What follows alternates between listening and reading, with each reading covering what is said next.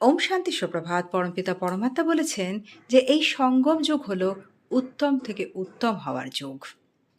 এই যুগে আমরা পতীত থেকে পাবন হয়ে পবিত্র দুনিয়া তৈরি করতে চলেছি। তিনি বলেছেন যে আমাদের সেবাতে স্বচ্ছ বৃত্তি, স্বচ্ছ দৃষ্টি এবং স্বচ্ছ বুদ্ধি চাই, তবেই আমরা সফলতা লাভ করতে পারব। তাই আমাদের যখন সেবা আরম্ভ করছি তখন এটা চেক করা উচিত যে কোনো অতীত ঘটনা স্মৃতিতে নেই তো।